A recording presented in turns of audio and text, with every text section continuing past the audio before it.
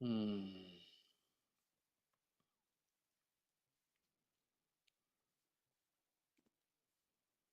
Hey, I see myself on YouTube.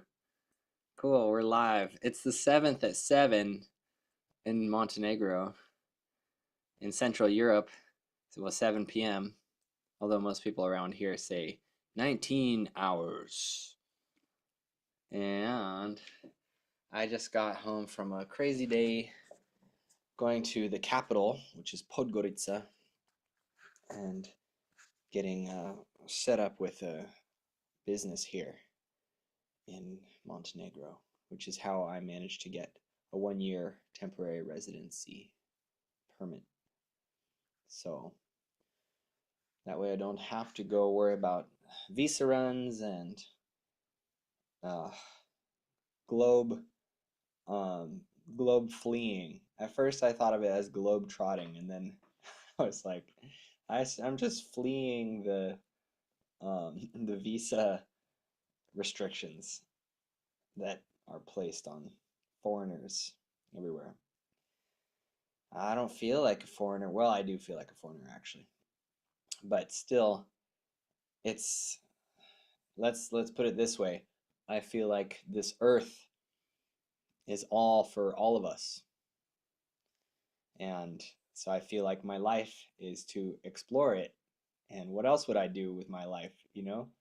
Check out this amazing earth. Like, duh. That's how my first permaculture teacher, Stephen Brooks, would have us all say in unison, duh, when we think of something or look at something that's permaculture, like obvious that that's the way that we should be doing things and designing things. For example, catching rainwater in in a place where you need water, rather than uh, relying on a government to pipe it to you. That's a good example. Uh, but there's so many things, like growing your food, at least some of it, growing herbs for your kitchen. These are things that are like um, they they're simple to do, and they make your life a lot better. And so it's like duh. And in some ways, living this globe fleeing lifestyle that I have been living has been uh, more simple, right? I've been instead of worrying about the uh, a lot of the things that having being a householder, or being rooted into a community, uh, responsibilities.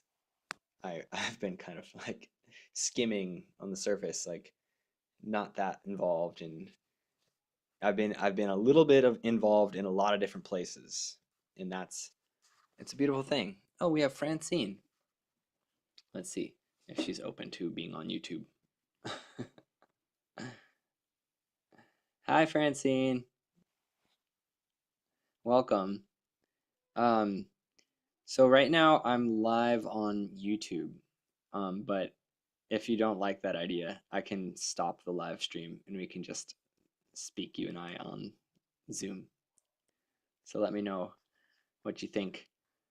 I'm just kind of uh, reminiscing, doing a monologue at the moment, speaking about the globe trotting, or visa requirement fleeing that I've been doing up until now, but no longer for the time being anyway, because now I have a 1 year residence, a 1 year my first long-term lease. This place that I'm in now. And I don't know, maybe you're just in listen mode, in which case I will continue my monologue. But if you want to have a conversation, um, we can we can do it. Um, Whether we do it on a live stream or I stop the live stream, just let me know. Since it's you and I here, and I don't know who else may appear, There's been some return faces, such as Harlan Gruber, who I think you know from the Portal to New Earth, and my friend Leslie. And oh, I see your video, but I don't hear you. You have to unmute. Hey, so I Hey. am on Canyon Road right now in Santa Fe at my job. And I Wow. saw that you had, you know, put in for a Zoom call. And, I'm a manifesting generator And you're live and I'm a on YouTube. channel. So I just do what great creator tells me. I have a feeling, even though I'm energetically here, maybe only for a minute, because I am waitressing, right? Oh, And it's cool. about to get busy. Oh, Um, I just wanted to say I'm really interested in your round table discussions. And I always have Sunday and Monday off. And okay. I don't know, because you know what? I feel that you are being asked to do what, like the batons weren't always passed directly, but spirit's been passing the baton. And all of the younger generations are picking it up. They're hearing the clarion call. And so, there's no hierarchy, there's no right way or wrong way. But you are part of my soul family that I know when I was in Maui, working with Jonah Lyon Martin and Naturel and Doron Kutash. We're still all connected and we're all still, it's like we're badasses located in many different locations now. And the younger generations are listening and they're picking up the baton. So I wanted to support you in that. Wow, That's thank what you. Thank you for I want to saying that. support you in rising up and stepping up and being a voice and bringing people together and saying thank you for doing that. Great. Thank you. That's great. Yeah. We And had so we had Doran on here. Uh, right and now, no, if you like several weeks ago, he came and made an appearance. He's taking off on YouTube, doing lots of you guys videos. want anything? Okay, sure.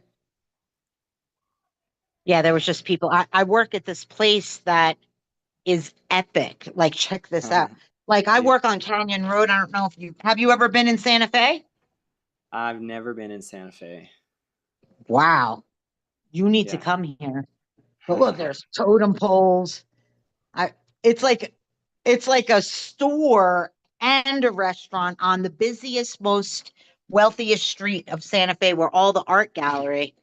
In fact, I'll Cool. just show you because you're on Canyon Road right now. Get the download of a lot of wealth right now. But there's Hooray. all the sculptures, you know, very here soon. A lot of people will be here. Wow, it Yeah. does look new. It's beautiful. Yeah. And It's New Mexico after I have all. an opportunity. Like this restaurant is so big, it's got like 7 rooms. Talk about the roundhouse. And where I'm going to live in Pecos, in the woods, we have a stone hedge round table made out of stones with Wow. chairs Cool. and a fire council Beautiful. and a bathtub. Like, so I believe that a lot of our lives are imploding, exploding, but are you here to talk about wealth, intentional communities, and currency? That's a part of it for sure. Okay. And true wealth is in your health, and I think health comes from good communication. So I'm here to help us all be better communicators. Okay. So that's this roundtable. Yeah, I will and say bring in the this. Oh, non-hierarchical leadership. yeah. Yeah. So I'm going to share a secret with you so that you could become really great at what you do. So some of Okay. us older generations didn't have all that we have access to right now, as in, the younger generations can bring in nonviolent communication and something called conscious language. And I'm also going to say this: I'm 53. A lot of the uh, a lot of the visionaries in their 30s, in their 40s, dropped the ball and they never came back to explain what happened. Like How what did they happened? how did they drop the ball? They were all gathering us like you are right now, and then the ball got dropped and we never came together again. Huh. The Source Network, what happened? Well, Doran's just on YouTube now. He's But still this the happened five source on years YouTube. ago. That happened 5 years ago. Mm. And so I'm glad that you're doing it. That's all. Yeah. Yay. Yeah, because the ball got dropped and nobody picked it up but you. So that's Yes. the secret. It got dropped Okay. and now it's rolling. It's rolling down a snowy hill. Hopefully he'll gather So some. so maybe Doron Kutash can help you. Yeah, yeah, yeah. We can And, help and each I other. feel like when I went to Maui a few years ago, I was asking all of the men that are leaders there, hey, you all moved to Maui to run some big things, but then nothing happened. Mm. Everything got dropped. Do I need to name all their names? Hmm. It's not You that they're want in to call trouble. them It's out just that on live the YouTube. ball got dropped and then Maui went on fire. And so here's a huge opportunity for everybody to come together. I don't need to name names really, but It's interesting. I'm still kind of running this Facebook page. It's called Purifiers, and that's this blueprint that I came up with while I was on Maui, and I wanted to hold fire ceremony and like create a culture of I superhuman have to health. go right now. Let's talk later. Okay. Okay. All right. I got to go now. Much love. All right. Enjoy your Bye. work. Thanks All for right. sharing. Thank you, hon. Thank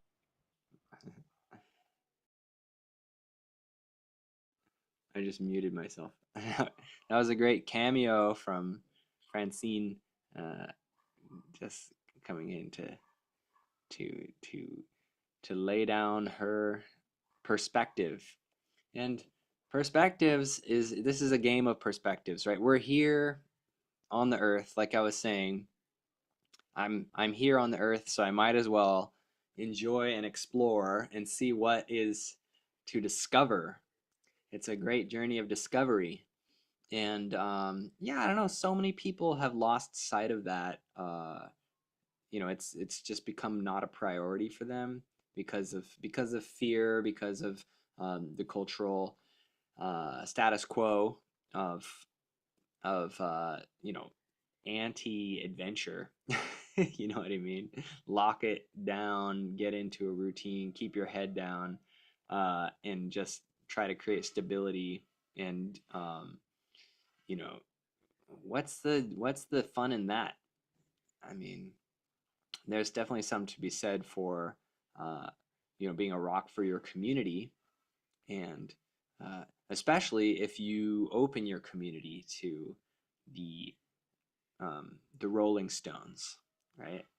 Not the band, but well, I mean they could, but no, I'm not talking about the band. But why not also the band? But I mean, those of us who have been traveling, and the pollinators, right? The hummingbirds, hummingbird people with the hummingbird medicine that are, or the bee medicine that are sharing codes, sharing wisdom, bringing the cultural uh, gems and magic that you find in different places and cross pollinating, right? Bringing ideas to new places, and that's all good, and that's always been done, right? It's all the trade routes throughout the history, the Silk Road and the high seas, and uh, yeah, it's a interconnected web of life. And when we build silos and then we live in those silos, we are missing the richness that's available. So that's why I've made the decisions that I have in my life to go see for myself, to be in different environments, to kind of challenge myself to adapt, to learn and grow, expose myself to different perspectives. That's the word that I'm coming back to. It's all about perspective. It's about there's a great teacher, Matias de Stefano, uh, who is from Argentina, and he is this awakened psychic who has memories of his ancient past lives, and even on other planets, and has really great explanations about the dimensions of reality the dimensions of consciousness, because consciousness is reality.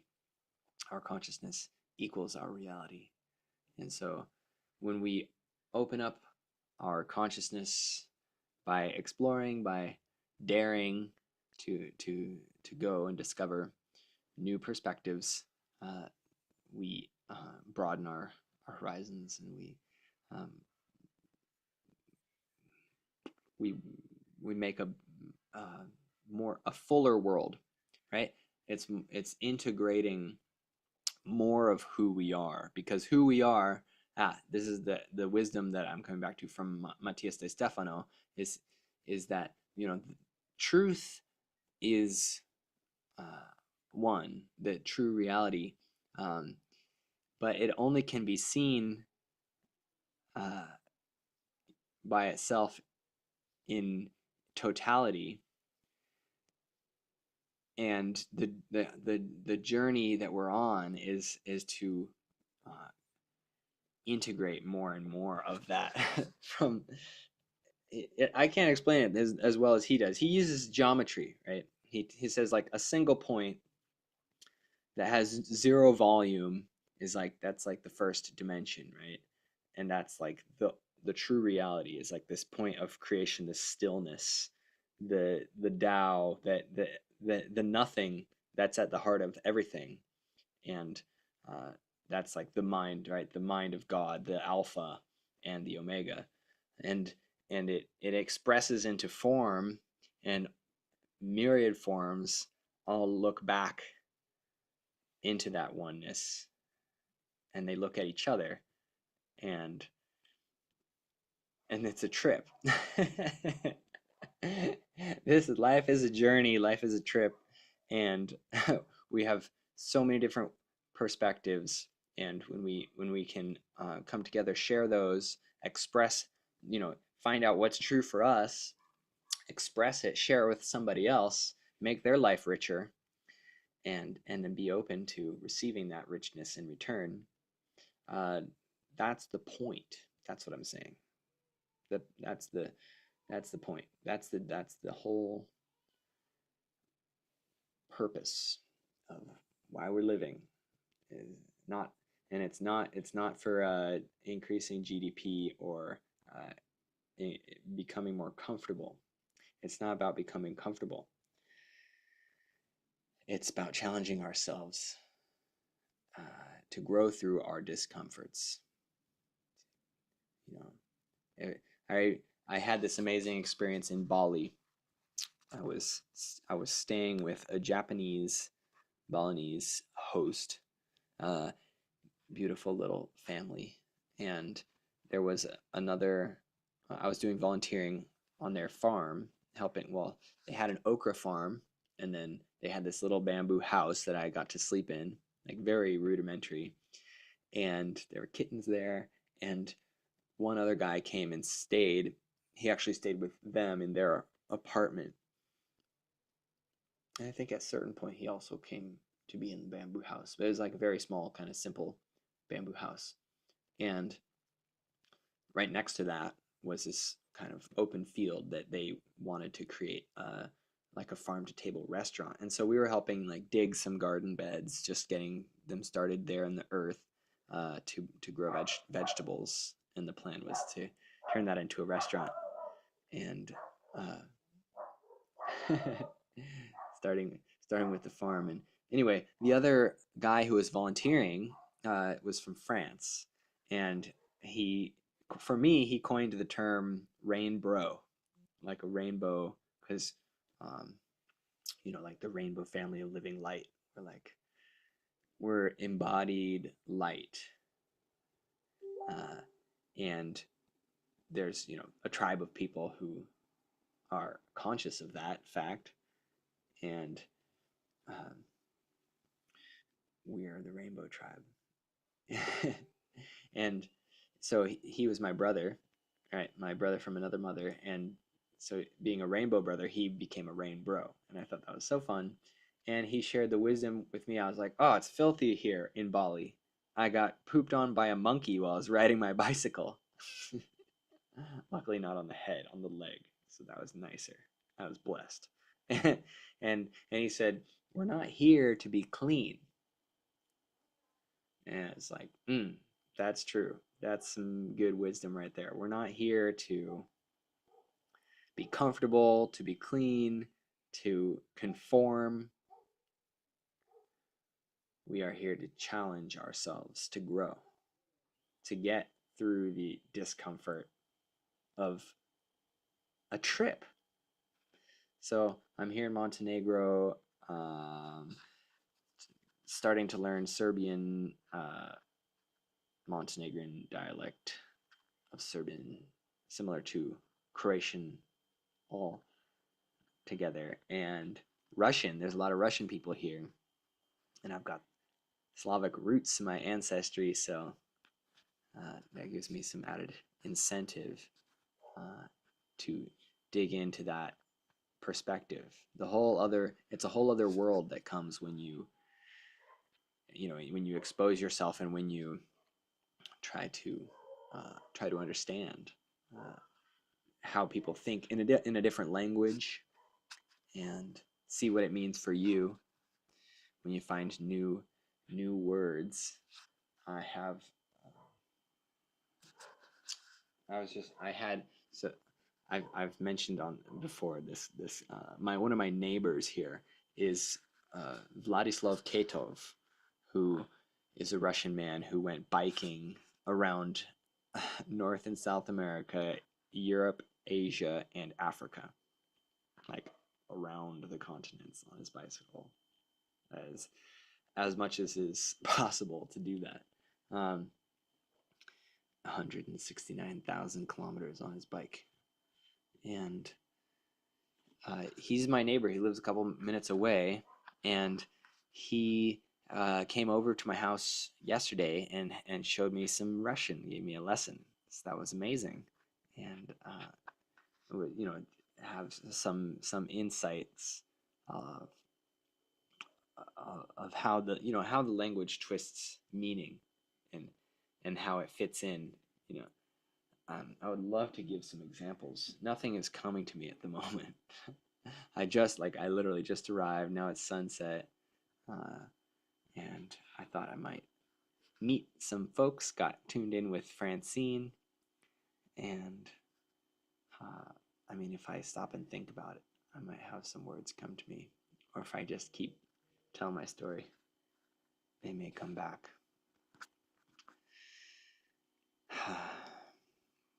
Oh, like the other message that I want to share, and I shared this in the newsletter that I wrote day before yesterday, is that let's get into some English linguistic before I get confused and disoriented trying to think of Russian and bring you, and that'll be for a future sharing, whether it's on a roundtable or another live video, or we'll see how it comes through. But breaking down words, parsing, is so interesting. Like, okay, let's use Spanish. Mente in Spanish means mind. Mentira, I say with this properly in Spanish, is a lie. La mente, well, in Italian, la mente. It's your mind lies. That's the translation of that. In Spanish, it's miente, I think. La mente miente. So it's easier in Italian. It's mente. The word for it lies is the same as the word for mind. And that is the age of Pisces confusion that we've been in these last couple thousand years. Is we've been overly focused on the mind and deeply confused by the lies that it tells us. And so in the newsletter that I was just mentioning, I look at where that root shows up. Ment, government, has to do with the mind, has to do with controlling the mind. Government means mind control. Embodiment is structure, like body means like structure or form, and ment, so it's informed, embodied, informed. So it's like informed mind is embodiment. And I love that. That's like embodiment equals knowledge. True knowledge is when you embody it, your mind is informed. It's placed into form. If you're placing it in form according to your own intentions, that's conscious, personal embodiment, empowerment. If your mind is being informed based on what the government is influencing you to be informed by, that's where a lot of this mentira comes, this lie. There's lots of lies we're seeing, and we have been seeing for many, many years, and we believe them, right? We fall for the myth of authority, whether it's religious authority, and that's government, right? The first laws, the first like okay, like the foundation of our legal system is canon law, right? It's coming from the Catholic Church, and it has other influences from previous times, but that's like kind of the basis, coming and uh, yeah, when I say it has influences from previous times, like I'm referring to like the law in the Old Testament, like the the Bible forms the legal foundation for the judicial, for the legal system, on a global scale, especially in the Western world. But and I'd love to hear people's perspective on this, because I took a number of lessons from the Gemstone University of Pantera. Now it's called Pantera de Vida, a private contract association. They put out some education about about the legal system, about history, and they talk about what I was just saying, and now I lost the train of thought. All right, I'm I'm I'm gonna wrap it up early here, because it's been a whirlwind of a day. I got up really early, and you won't believe what I did. Let me tell you that story instead of trying to philosophize. But let me just put a cap on this parsing exercise. I'm I'm fumbling my way through here, and that's uh, going. I would say read my newsletter. I'm more eloquent in writing, definitely.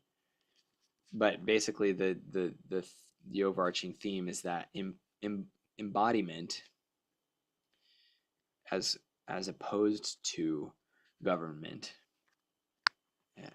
Actually, the title of my newsletter was "The Antidote to Government is Embodiment," meaning we've been poisoned by all these lies and mind control tactics and techniques in most every aspect of our culture, and reinforced by all the uh, you know rewarded behavior that we get through the school systems and the corporate nature of modern society. And that is being cured at this time, and I'm here to be a healing force, to share this embodiment, to bring the information, to bring the truth, my perspective, and to invite other perspectives, which is why I'm holding these weekly Aquarian Renaissance roundtables. And today it's just me and Francine for a minute, and we're gonna cut it off, because I'm just I've been on a journey today. Like I said, I'll tell this story how my day started. Yesterday I went and dropped off the car that I bought at um, they have these places here that do like they do inspection, they do insurance there. It's like a kind of like a one-stop shop for car things, uh, and I left it there, and then they said for the technical inspection we have to have the seats in. I took out the back seat because it's a tiny car and I wanted more room to put things. Because here at the bar, Freedom Cell, I'm starting a rooftop garden, and I recently made my first prototype earthen pot for that garden, making pots out of earth instead of buying plastic ones, um, or expensive ceramic ones. Uh, and so look forward to more development in that. But uh, that's why I took the back seat out of the car, and then I had it here at my apartment, which is the bar Freedom Cell. Right? Well, that's the location of the bar Freedom Cell. When I say Freedom Cell, I'm talking about the Freedom Cells network, which is at freedomcells.org, and that's it's defined as small groups of people who meet regularly in person to help each other become more free, more resilient, work on things like gardens, or you know, sharing perspectives, right? Expanding our horizons in a useful way, productive productive towards uh, knowing our neighbors, make sure we can get our needs met without having to rely on, for example, the pipes, rainwater catchment, any number of things, right? Uh, Cryptocurrencies, um, alternative solutions, so that we're not um, just beggars at the welfare state, which is what the governments of the world are wanting to create, this welfare state of dependent, uh, childlike, childlike humanity, and that's why we have such a crazy, bloated, bureaucratic government system, and in many places becoming a lot more so. Uh, I was hosting this last couple days a woman from China. I'm on couch surfing, so she was on couch surfing website, and she wanted to come through, and she's an older woman and in her 50s, and she's from Xi'an, where the terracotta warriors are, where I visited in 2011. I was there for Chinese New Year, actually. It was the year of the rabbit. And so to finish the story, I'm jumping around about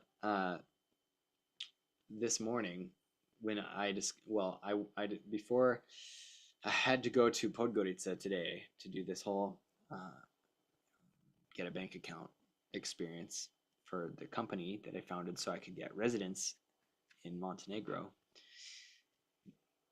I I brought the seat, the back seat of the car, and I walked from my apartment where the seat was and the car wasn't because I left it for inspection. And then I went and took the bus to the other city, and I wanted to take it early so I could make the appointment for the banking experience.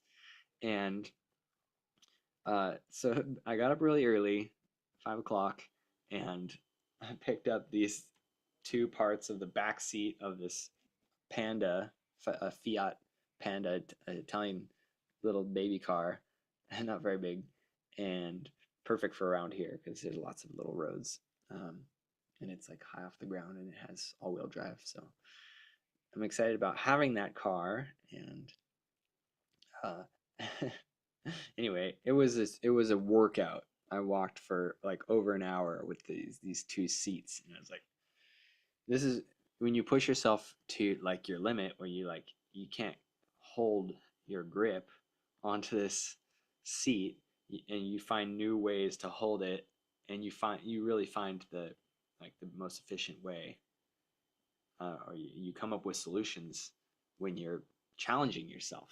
And that's what this whole journey is about also, right? That all the challenging aspects, all this pressure we're having from a technocratic state, from governments telling people what they can and can't do, and corporations running our lives, and the rat race on the treadmill going in circles.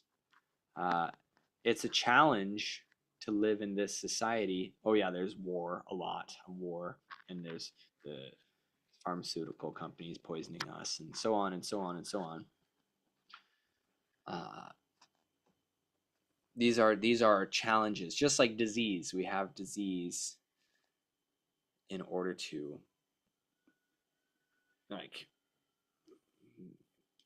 push us towards our greatest version of ourselves, to hold a boundary between what is going in a good direction and the wrong direction, right? And so we go long further and further, deeper and deeper into the unhealthy direction. The challenge gets greater, and let's bring it all together with this. Uh, I know people who are just divine inspirations on the earth, human angels, right? I'm thinking of Kaya Ra, the author of the Sophia Code. And the reason, let's say, the reason that she is now such a luminary is because as a little girl, she went through like sex trafficking and had really traumatic experiences. And that terrible trauma that she went through was a catalyst for her awakening. And she's not an isolated case.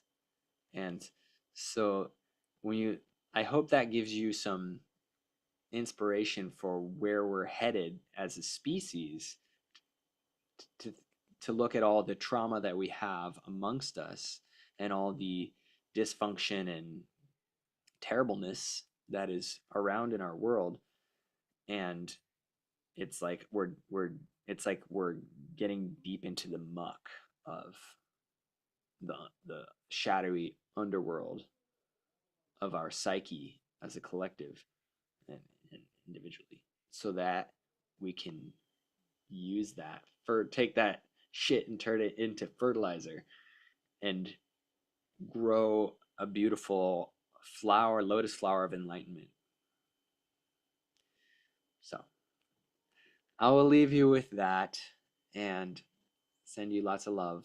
And this has been the Aquarian Renaissance Roundtable number 11. And looking forward for the 12th one next week. Hopefully, it'll be more than a monologue. But it's fun to do monologue as well sometimes. Even a disjointed one. Looking forward for lots of creations. I'm working on a summit that's called the Aquarian Renaissance Indigenous Revival. I won't get into that, but look for it. It's going to be in July, and I've completed the first interview so far, and that's with this Siberian shaman named Ahamkara. That's a little teaser, sneak preview of who will be on it. So, anyway, I'm gonna enjoy my evening, and I hope you enjoy your morning, day, evening, wherever you are. Whoever you are, however you are, may you be blessed. Lots of love, and see you soon again.